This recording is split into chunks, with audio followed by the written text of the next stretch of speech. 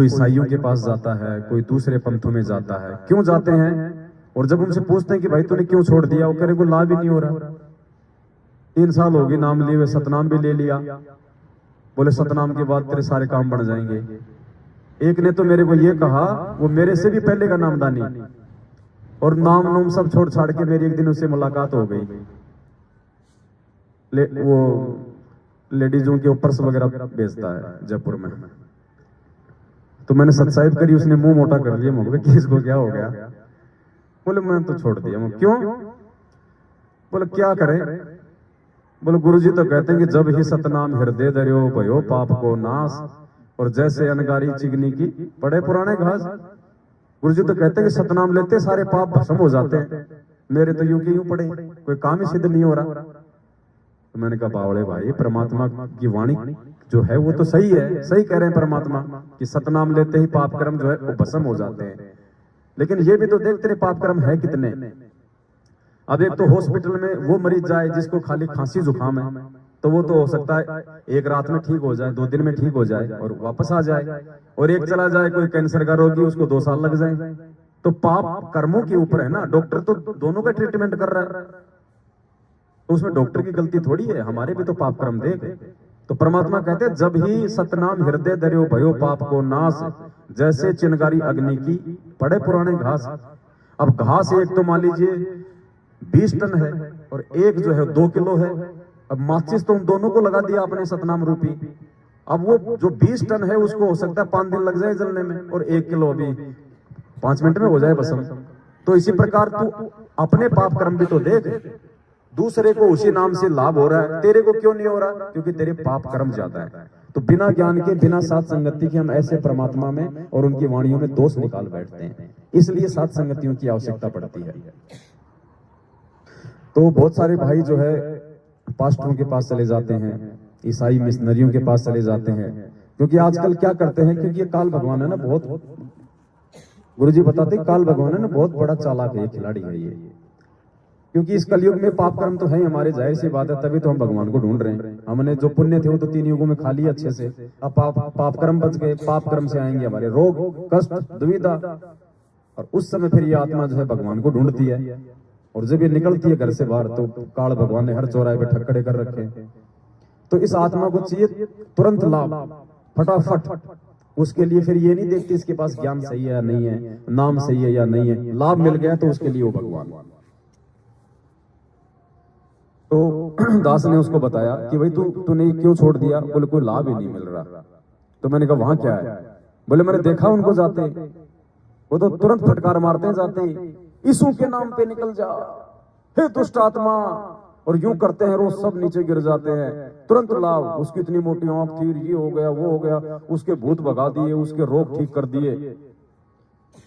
तो फिर दास ने उसको प्यार से समझाया कि भाई देख, वो फिर तो गुरुजी ने एक चुटकुला सुनाया फिर इस पे। गुरुजी ने कहा कि एक आदमी था, क्योंकि बहुत सारे भगत थे, वो गुरुजी से यही सवाल करते थे, गुरुजी कोई फायदा नहीं हो रहा, गुरुजी कोई लाभ नहीं हो रहा। गुरुजी कहते थे वो नहीं दिख रहा आजकल। गुरुजी वो तो छोड़ छाड़ के चला गया। क्यों? बोले कोई लाभ ही नहीं। तो परमात्मा ने फिर एक सत्संग में समझाया, हमारी एक एग्जाम्पल देके, कि आपको थोड़ा सा धैर्य रखना पड़ेगा।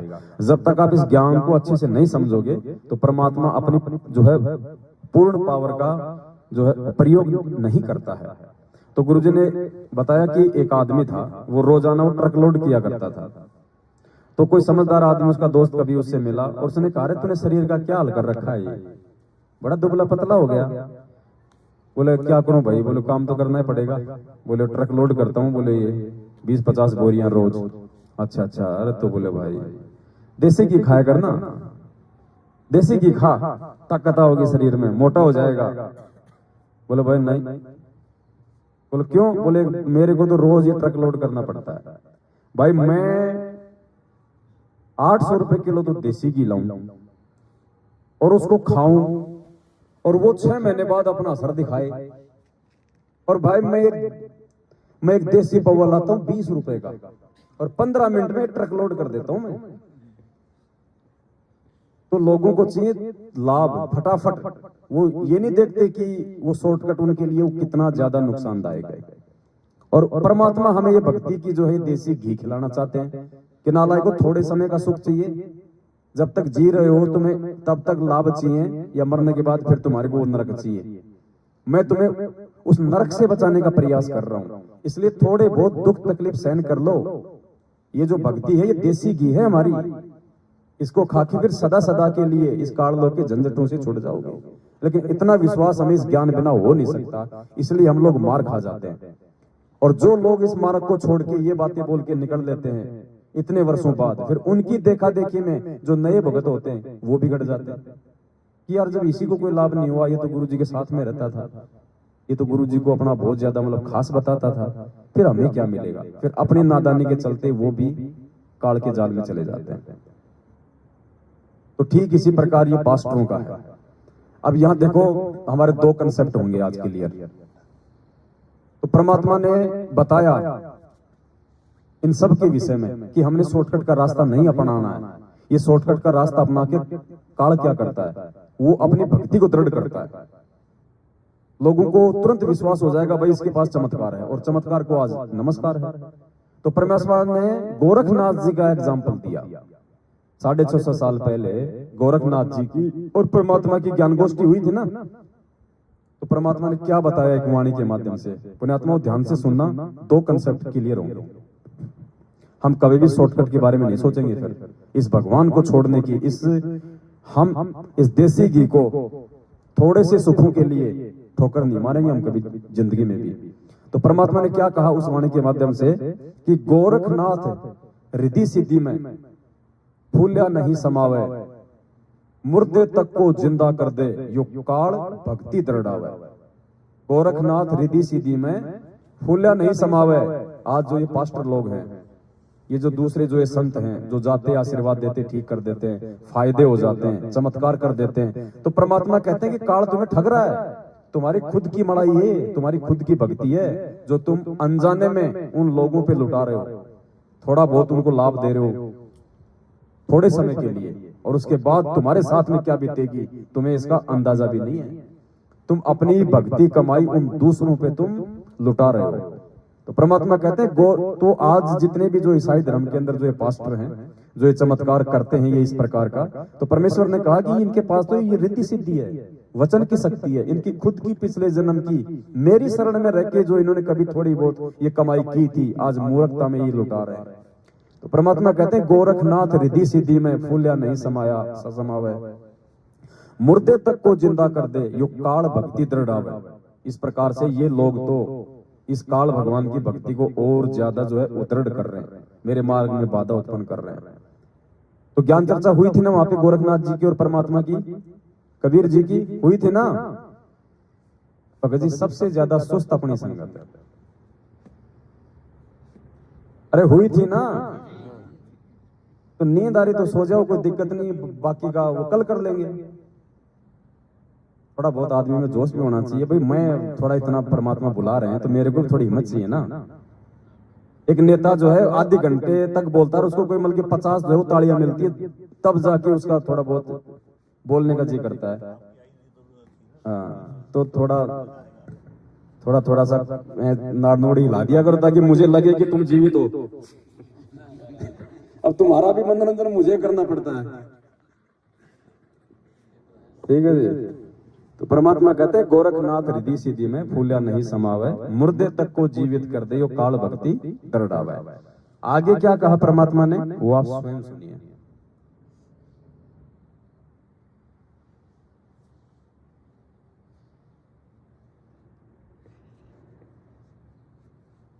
बहुत ही गहरा प्रमाण है, मालिक की भक्ति पे विश्वास बढ़ाएगा।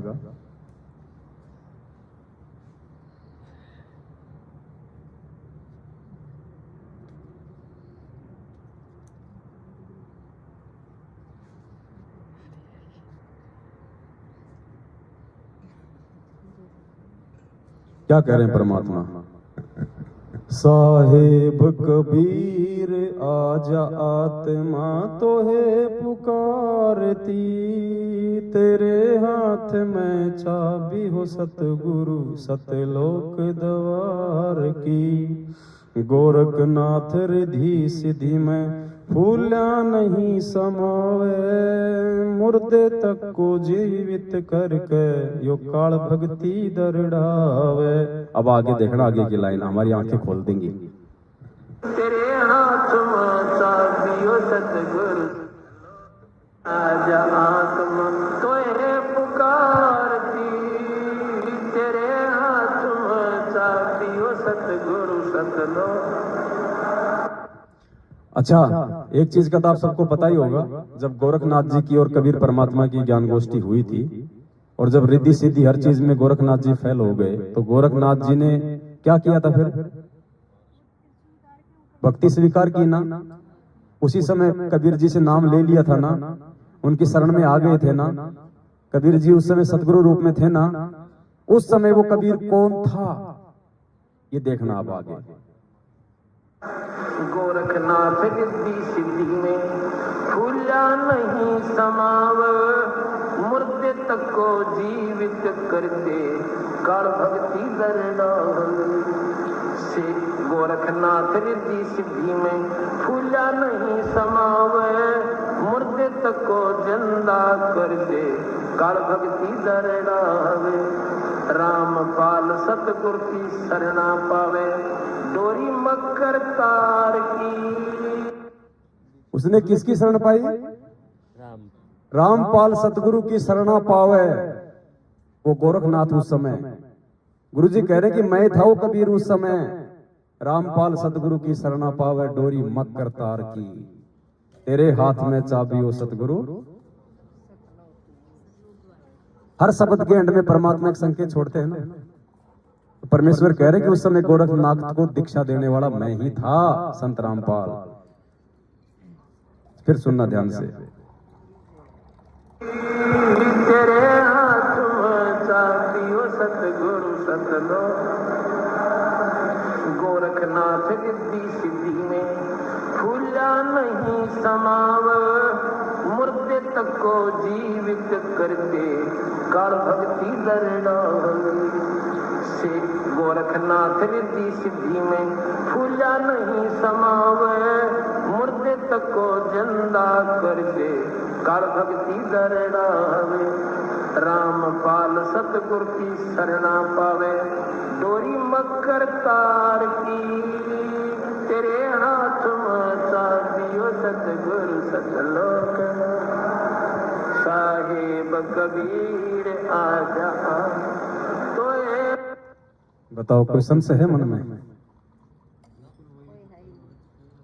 भगत जी, आदमी को झूम जाना चाहिए ऐसे प्रमाण। अब परमात्मा ने शब्द गा दिया, कुछ नहीं बोला ना परमात्मा ने, चुपचाप बोल के निकल गए ना। क्योंकि परमात्मा ने वर्तमान समय का इंतजार करना था, इन साध संगतियों का, कि साध संगति से भेद जो पाया परमेश्वर रामपाल जी ने सफल बनाया। आज परमेश्वर के सत्संगों की बदौलत ही तो साध संगतियां सफल हो रही हैं। तो परमात्मा ने ये ऑप्शन छोड़ दिए केवल साध संगतियों के लिए, और आज परमात्मा ने हमें मौका दिया। देखो क्या कहा था परमात्मा ने कि बंदी छोड़ अपनी वाणी के माध्यम से कथा क्या सुनाते हैं, और उस कथा के माध्यम से हमें समझाना कोई और बात चाहते हैं। ऐसे परमात्मा कहते हैं कि सब सुमरे अपने अनुमाना तो गति लखी न जाए, कहे कबीर कृपया कर जन पर जो कि त्यों समझाए। तो ये साध संगतियों के माध्यम से आज उस परमात्मा ने अपनी इस वाणी के माध्यम से आप और हम सभी पे ये मेहर कर रखी है, ये दया कर रखी है। आज आप और हम इन चीजों को समझ पा रहे हैं। और फिर परमात्मा ने गोरखनाथ जी के बारे में क्या बताया? फिर भी वो पार नहीं हुआ। सतनाम तक ले लिया उसने, मकर तार की डोरी तक का उसने रहस्य जान लिया, फिर भी वो पार नहीं हुआ। अब किसी के इतिहास में नहीं लिखा हुआ कि गोरखनाथ कहाँ है, गोरखनाथ क्या है, गोरखनाथ आएगा या जाएगा, किसी को नहीं पता ना। लेकिन गुरुदेव ने, क्योंकि ये परमात्मा है, ये शास्त्रों से बाहर की बातें भी जानता है और ये बताएगा आज वर्तमान में अपने आप को भगवान साबित करने के लिए। तो परमेश्वर ने गोरखनाथ जी की फिर रहनी करने के विषय में क्या बताया?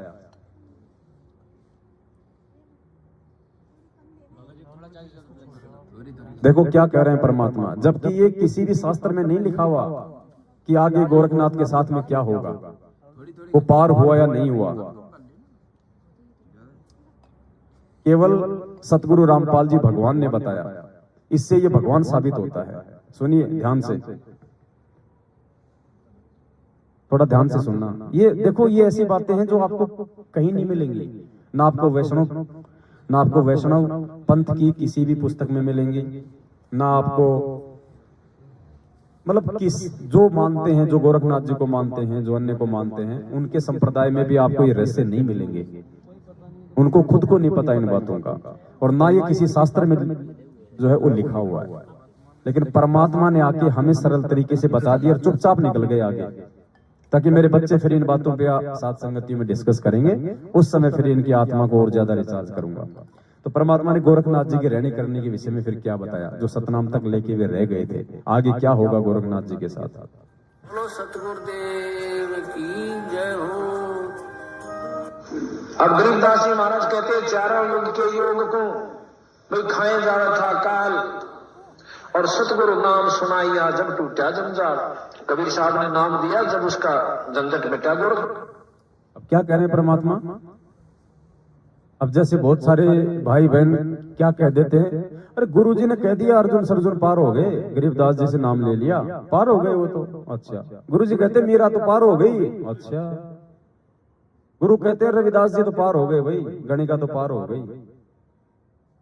गुरुजी ने थोड़ी देर पहले कहा कि सम्मन, वो नेकी और सेव को ज्ञान गजब का समझ में आ गया था, वो पार हो गए। पार होने का मतलब सतलोक नहीं होता है।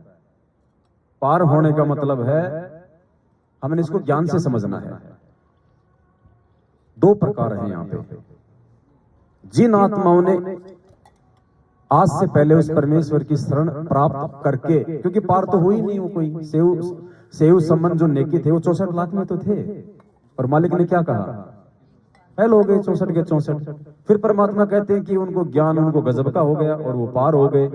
वो कहां पार हुए, कैसे पार हुए, हमें इसको ज्ञान से समझना है।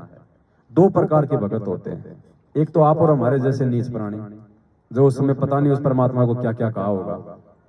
आप और हम अपनी उन गलतियों की सजा मानव जन्म प्राप्त करके भोगते भोगते आ रहे हैं। हर बार हम जो है नरक भोगते हैं। 650 साल से आज तक हमने कोई 20, 30 या 50 मानव जन्म ले लिए होंगे। हर बार हम माँ के पेट से होके आते हैं। और गुरुदेव ने क्या बताया कि माँ का जो पेट है ये सबसे बड़ा नरक है। 9 महीने ऊपर को पैर, नीचे को सिर। और गुरुदेव ने बताया कि 100 वर्ष किसी व्यक्ति की उम्र हो और 100 वर्ष उसको कोढ़ लग जाए, कोढ़ से भयंकर रोग नहीं हो सकता। मवाद पड़े, मक्खियां बिन बनावे, खाद चले, दर्द हो। 100 वर्ष किसी व्यक्ति की उम्र हो, 100 वर्ष उसको कोढ़ का रोग लग जाए, उससे भी भयंकर कष्ट परमात्मा ने 9 महीने माँ के पेट में बताया। तो हर बार हमने ये कष्ट भोगा, ये नरक भोगा। लेकिन कुछ एक आत्माएं, जैसे जो रविदास जी थे, वो गणिका बहन थी, सेव सम्मन नेकी थे, मीरा थी, ये कुछ एक आत्माएं ऐसी थी। और क्या बोलते हैं, अर्जुन सर्जुन थे। ये कुछ एक आत्माएं ऐसी थी जिनको परमात्मा ने विशेष राहत दी। परमात्मा ने उनको पार किया उस समय। लेकिन कहां तक पार किया, या तो परमात्मा ने उनको मिनी सतलोक में बैठा दिया बीज रूप में, ताकि वो माँ के गर्भ वाले कष्ट से वो बचे रहे, या परमात्मा ने उनको स्वर्ग में भेज दिया, या अन्य किसी देवी देवता के लोक में भेज दिया। और वर्तमान समय में परमात्मा अब उनको अपने भक्तों के घरों में जन्म दे देगा। तो इस प्रकार से वो आत्मा इन कष्टों से बची रही और जो है वो पार हुई। वरना मालिक की अपनी स्वयं की वाणी है कि चमरा जुल्हा तर गए। चमरा परमात्मा ने जो है रविदास जी के लिए यूज किया, और जुल्हा उन्होंने अपने स्वयं के लिए यूज किया।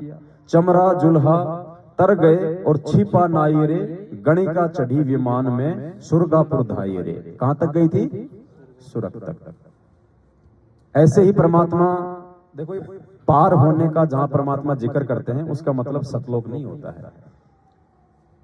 एक सत्संग में परमात्मा ने बताया कि पूरे हरियाणा में, अब देखना, अर्जुन सर्जुन ने किससे नाम लिया था, गरीबदास जी से।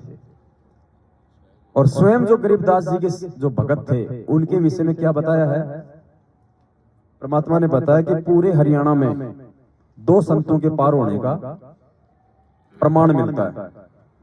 दो संतों के पार होने का। क्या शब्द यूज कर रहे हैं गुरुजी? पार होने का। कौन? परमात्मा ने बताया, एक तो संतोष दास और एक बनखंडी दास।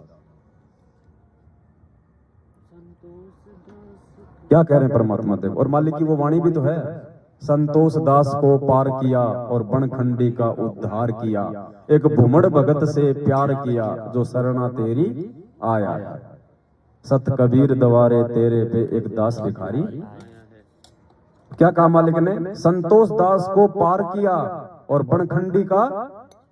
अब उद्धार का मतलब मोक्ष नहीं होता अध्यात्म में, पार का मतलब मोक्ष नहीं होता। और हम समझ लेते हैं कि गुरुजी ने तो कह दिया वो पार हो गए। नहीं भाई, पार होने का समय तो ये है। अब परमात्मा इस चीज को साफ कर रहे हैं कि वो कहां तक पार हुए। मैदान सूर्य संत पहुंचे सुदान बैठे को। अभी न बैराग गरीबदास जी आए थे, दो संतों का प्रमाण मिला है जो सारे हरियाणा में पार हुए। एक संतोष दास, एक कलाहौड़ के अंदर उसका बनखंडी दास, उन दोनों के वहां आश्रम बने हुए। वो भी इतने पार हुए से वो फिर जन्म लेना से उन्होंने, यानी हम डटते नहीं संत की मर्यादा पर और फिर दोबारा उनको पार करेंगे। तो अब बताओ, अब हम भी फेल हो। गुरुजी कहते हैं पूरे हरियाणा में दो संतों के पार होने का प्रमाण मिलता है, बनखंडी दास और संतोष दास। फिर करें वो इतने पार हुए हैं, उन्होंने फिर जन्म लेना पड़ेगा।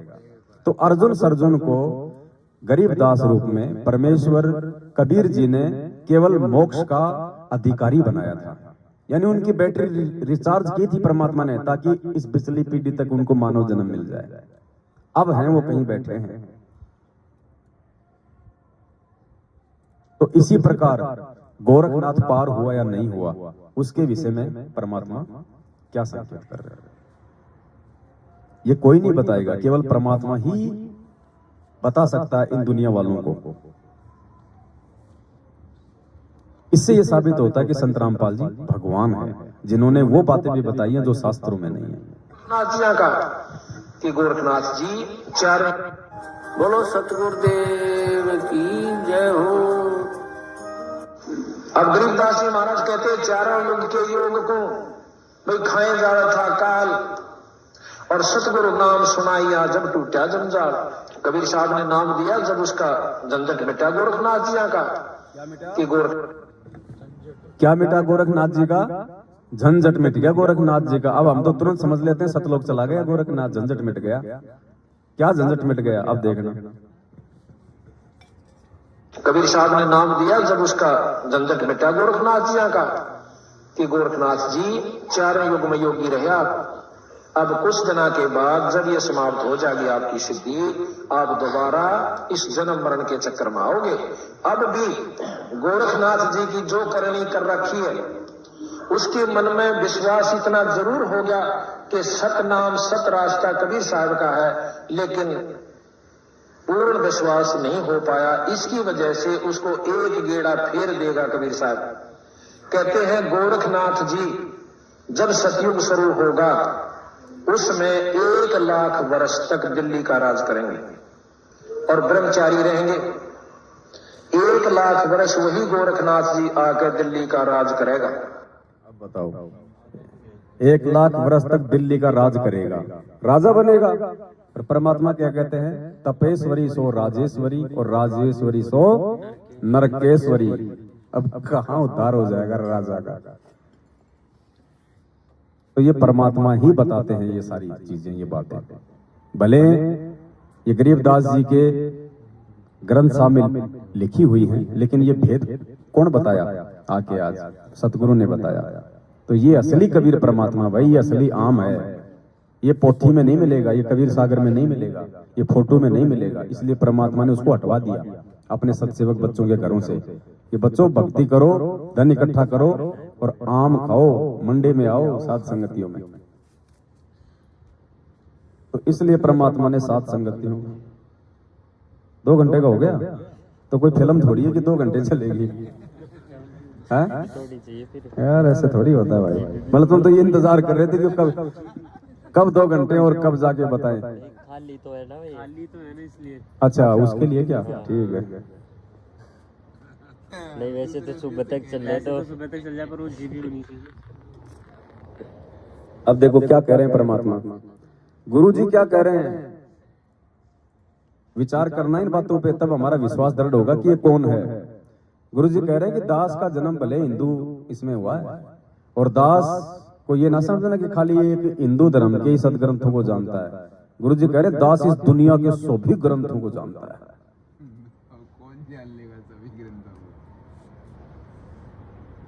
गीता का समझना कोई बालकों का खेल नहीं, परमात्मा बुद्धि दे अपने कृपा पात्र पे, तभी ये अनमोल ग्रंथ समझ में आते हैं।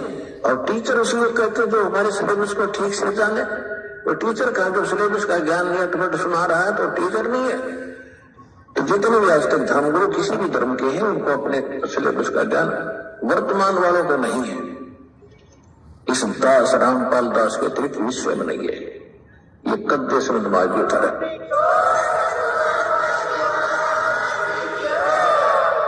और दास को पूरे विश्व के जितने ग्रंथ है सबका जानकारी है, एक की नहीं।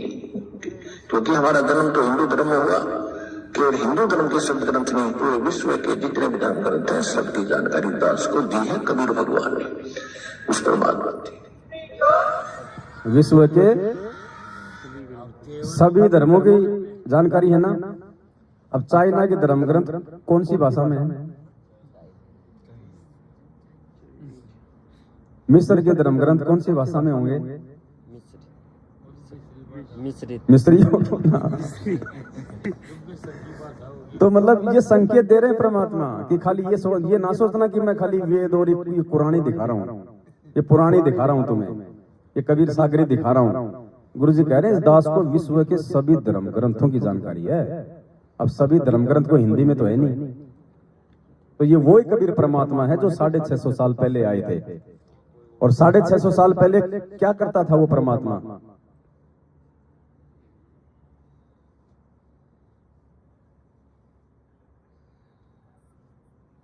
साढ़े 600 साल पहले परमात्मा क्या करता था, कहां कहां जाके किस किस भाषा में अपना ज्ञान प्रचार करता था? सुनो। और ये इंटरनेट सैटेलाइट बना के और ये सारा कुछ व्यवस्था करके प्रोजेक्टर तक की खोज करवाई, सदग्रंथों को हिंदी में उन्हीं इंजीनियरों से अनुवाद करवाया। अगर ये दास अनुवाद करता, इन सब का करना तो यही था, लेकिन किसी का यकीन नहीं होने दो ये नकली लोकेश ने क्या पता संस्कृत आती है नहीं। और परमात्मा कबीर साहब के साथ भी इन्होंने यही अन्याय किया था, हमारे साथ किया था न्याय। कि वो कहते थे कबीर तो अशिक्षित है, ये जानता नहीं संस्कृत को, ये क्या जाने सकते ज्ञान को, वेद और ग्रंथों के ज्ञान को। वो तो जानते, उन्हें भाषा की जरूरत नहीं थी। उसने भाषा की तो हमारे लिए जरूरत थी बताने के लिए कौन सी भाषा में आप समझो, उससे हम बोल दिया करते थे। चीन में गए चीन वाली बोली, हरियाणा में हरियाणा वाली बोली उन्होंने, और पंजाब में गए पंजाबी बोली, क्योंकि वो पंजाबी में समझ सके। चीन में गए चीन की बोली, हरियाणा में हरियाणा की, पंजाब में पंजाबी की। तो यहाँ हमारे भाइयों ने परमात्मा को समझा नहीं, इसलिए वीडियो परमात्मा का और बैकग्राउंड में भाषा किसी और की। बताओ वो शब्द असर करेंगे? वो कोई जुआरी, कोई शराबी व्यक्ति जो पीछे अंग्रेजी बोल रहा है और उस पे मुंह चल रहा है इस परमात्मा का, इन्होंने मानो समझा है परमात्मा को। जब जरूरत पड़ेगी तो क्या परमात्मा बोल नहीं देगा? जब कह दिया कि इस दास को विश्व के सभी सदग्रंथों की जानकारी है,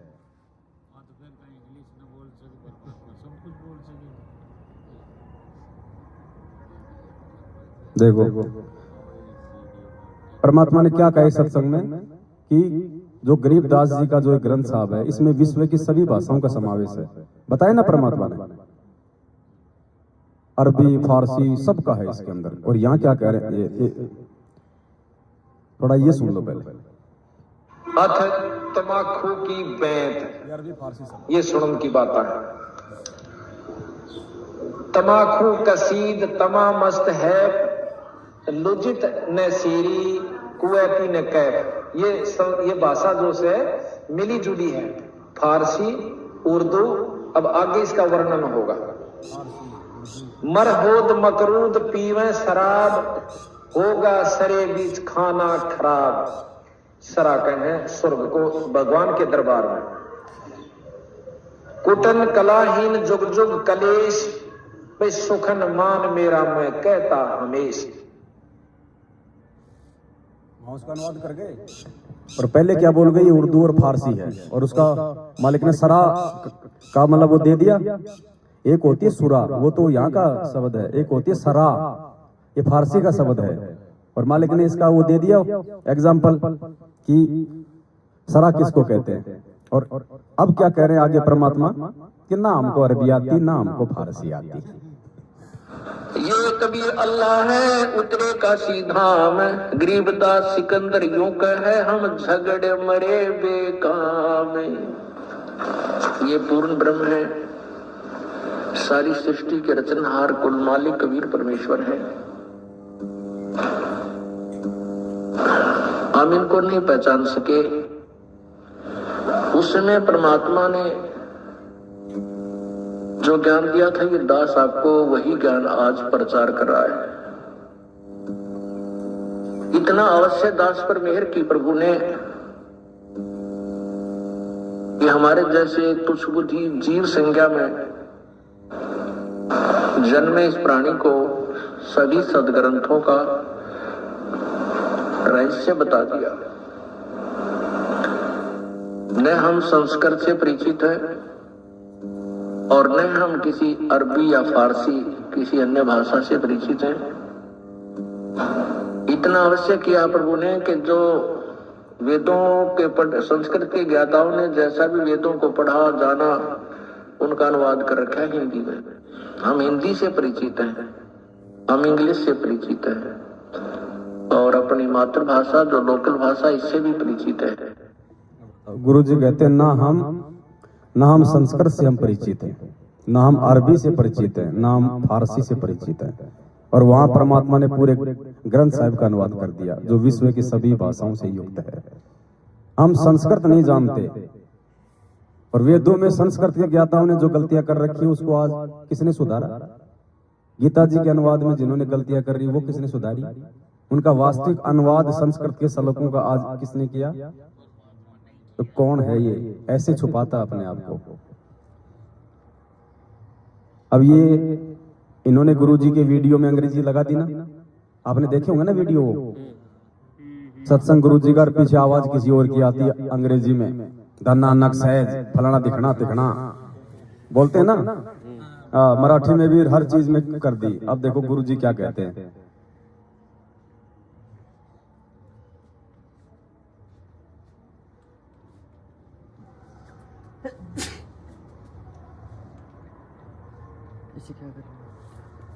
क्या कह रहे हैं गुरु जी, देखना अपने आत्मा ध्यान से। क्या मैं अंग्रेजी नहीं जानता, लेकिन उस इंग्लिश को बोलकर मैं समझाऊंगा किसने? अगर मैं अंग्रेजी बोल लूं और सामने वाले बैठे वो हमारे गांव के देसी, तो उस अंग्रेजी का क्या यूज बकवाद करने का? उन्हीं की लैंग्वेज में समझाया जाए तो जल्दी समझेंगे। उसका यही रिजल्ट हुआ है कि अपनी लोकल लैंग्वेज में ये ज्ञान दिया, आज ये सब समझ गए और शिक्षित है, पढ़ के सुना दिया, आपको दिखा दिया, प्रोजेक्टर लगवा दिया भगवान ने आपके लिए, तो 2 मिनट में समझ में आ गया। गुरु जी कहते क्या मैं अंग्रेजी नहीं जानता, लेकिन पढ़ के सुनाऊं किसको? यहाँ अब ये करते हैं, क्या करते हैं? अड़े वड़े इंगे उंगे। अब इनको अंग्रेजी में सत्संग करे समझ में आओगी? हैं? तो परमात्मा कहते हैं बताओ क्या मैं अंग्रेजी नहीं जानता भाई, लेकिन सुनाऊं किसको यहाँ? और एक सत्संग में क्या कहा परमात्मा पता है? ये कहते हैं कि रामपाल को अंग्रेजी नहीं आती, तो गुरु जी बोले आई एम जूनियर इंजीनियर। मुझे अंग्रेजी कैसे नहीं आती? I am junior engineer. तो भाई अब कितने देखो भरे पड़े हैं मालिक की। पहले तो नींद आ रहा था, नींद भी नहीं आ रहा है। अब मुझे नींद आ रही है भाई।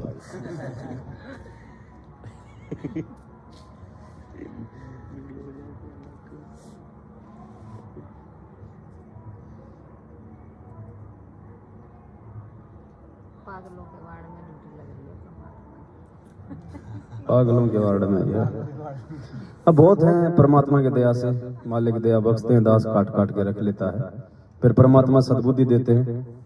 मालिक पहले कटिंग करवा देते हैं, मालिक को पता होता है कि आगे इस विषय पे वीडियो बनना है, पहले उसका सारा मटेरियल दे देते हैं हर चीज का। तो चाहे पूरी रात गाए जाओ परमात्मा की महिमा, तो नींद तो आएगी नहीं, उड़ी जाएगी। तो ये शब्द था परमात्मा का, आज लगा साहिब को भोग। तो परमात्मा ने जितनी सद्बुद्धि थी उन्हीं के आशीर्वाद से हमने इसको समझा, प्रयास किया, ताकि हम जब भी आगे से कभी भी मालिक को भोग लगाएं तो हमें मालूम होना चाहिए कि परमात्मा ने कितना सार, कितना जो रहस्य है वो अपने इन शब्दों में छुपा रखा है। ये तो आप हम 1% भी नहीं कर पाए अपनी बुद्धि आधार से। इसके तो प्रत्येक शब्द में पता नहीं क्या क्या छुपा हुआ है। मालिक ही करेंगे वास्तविक अर्थ तो आने वाले समय में।